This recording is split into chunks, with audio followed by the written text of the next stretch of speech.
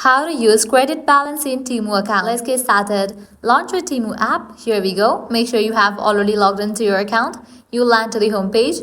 First, you have to select the items that you want to purchase. So go ahead and select the items and add those items to the cart. So I'm gonna select this one locket. Once we're done adding the items to the cart, head over to the cart section.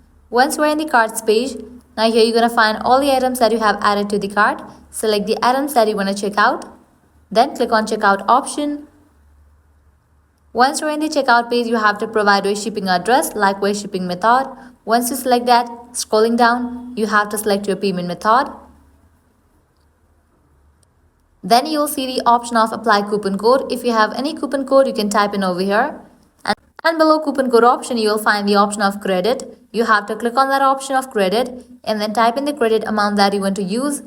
Then you can check all the details of your order. Then click on submit order. With that, credit amount will be applied to your purchase. Well, this way you can easily use credit balance in Temu. At the end, if you guys find this video helpful, don't forget to like, share and subscribe to our channel. Thanks for watching.